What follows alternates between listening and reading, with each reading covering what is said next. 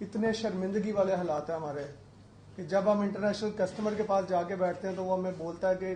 किस मुल्क के लिए ऑर्डर लेने आए हो, जहां पे तुम लोग $500 की एलसी नहीं खोल सकते, तो हम तुम्हें बिलियंस के ऑर्डर कैसे दें।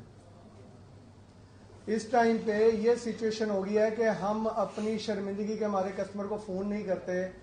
कि हम किस तरह ऑर्डर मांगे कि हमारे पास एक्सेसरीज मंगवाने के लिए हमें अलाउ नहीं है एलसीज का बैंक्स में।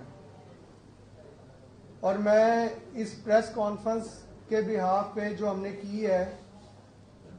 मैं ईवान बाला तक ये बातें पहुंचाना चाह रहा हूँ और ये कहना चाह रहा हूँ कि हमारे मुल्क का इस टाइम पे बेड़ा गर्क हो गया इन टर्म्स ऑफ एक्सपोर्ट। हम फॉरेन रेवेन्यू अर्न करने के लिए, मुझे नहीं पता दोबारा कितने साल लगेंगे हमें दोबारा ये अपना ट्रस्ट बिल्डअप करने के लिए कस्टमर के ऊपर कि आप हमें ऑर्डर्स दें और हम अपनी फैक्ट्रीज चलाएं। अभी तो फैक्ट्रीज हमारी ऑलमोस्ट 50 to 60% बंद है और आने वाले वक्तों में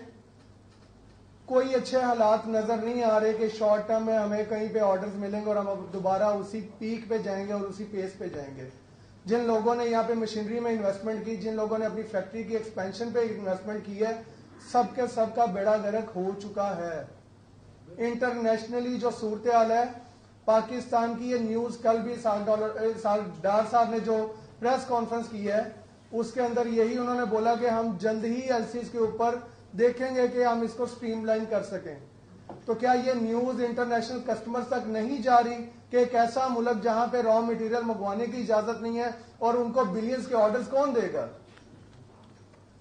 ये बिल्कुल अय्या है कि हमारी एक्सपोर्ट गिर रही है, गिरेगी और आने वाले महीनों में फैक्ट्रीज बंद होंगी। दोबारा रिपीट कर रहे हैं, 3 डिमांड्स हैं जो इमीडिएट बेसिस पे हैं। हर एक्सपोर्टर को 35% इंपोर्ट करने की इजाजत दी जाए। हमने ये बात स्टेट बैंक पे सामने रखी और उनको हमने यहां तक भी कहा कि हमारे कस्टमर पे कर देते हैं एक्सेसरीज